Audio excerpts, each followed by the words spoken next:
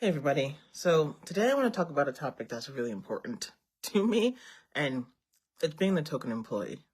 So ever get that weird just VIP feeling at work until you realize that you're basically the diversity on the team photo or on the company website?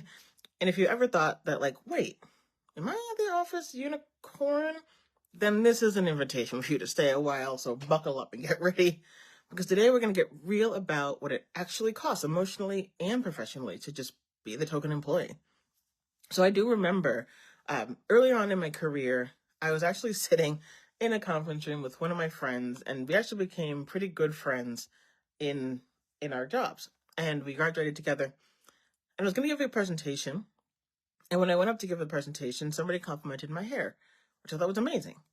And then it turned into questions about Black people's experiences with hair and how long did it take me to get my hair done and is my hair real? And I was like, what is going on? I'm just trying to give a presentation.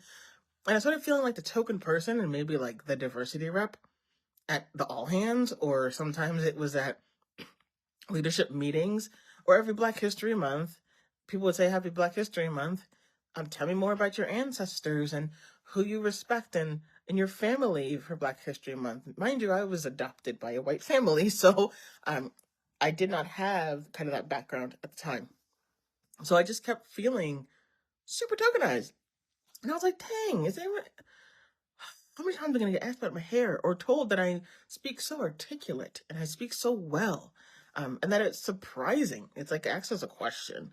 So like, I don't have time for that. So, uh, really, after a while, I started really thinking about when I get calendar invitations as like opportunities to showcase my diverse sparkle, like sitting on a focus group or sitting in on a fireside chat or even just being on a panel. I just really felt like, okay, well, I guess I'm here just like show my DEI sparkle when I was the only Black person on the panel or fireside chat. And really, I went into a room or a space and just want the Wi-Fi password. So it really started as flattery to get these things, but then it started feeling like extra unpaid consulting because I was representing my entire identity at every single meeting. And it was not a side gig. That's emotional CrossFit. And CrossFit is, as you can imagine, very hard. So there's one, the emotional toll that I want to focus on right now, which is you're constantly feeling like you're watched or that you're on some display. So imagine working with like a personal cheer squad, except the only cheer when the topic is diversity, and that's the only time that they cheer.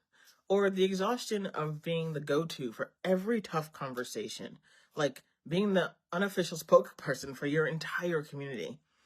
There's a loneliness or pressure too to overperform. So suddenly every mistake feels like community property, which is fun. But then you do have the career toll. So there can be a lack of inclusion. And being included on paper but not really empowered in practice really is not inclusion. And tokenism can actually limit your career growth. Your role then becomes a symbolic diversity insert. And instead of valuing a team member, you get missed opportunities like mentorship or networking. And spoiler, networking lunches aren't as fun when everybody assumes you're there to check a box or answer all of your different questions about your race and identity. So, number three is that there is a ripple effect when it comes to this. It doesn't just boost belonging tokenism, it backfires. And so teams may think mission accomplished on DEI when real representation and equity are missing. And it's not true. So picture a soccer team that's diverse because they won sport of volleyball and it looks good in a group photo, but nobody actually is set up to win. That's where tokenizing comes in. There's so many different tolls that come with it. And I want you to take this as a personal lesson for things that have helped me. So what has helped me is that I've been seeking allyship and finding mentors outside of the workplace. I've also been speaking up about just tokenism dynamics with my manager or my leader. And I really wanted to make this something that's humanizing because it's not like a magic diversity solution. It's really for everyone to feel that they are included. And people say we want this real diversity ROI and making sure that we have ROI on our team.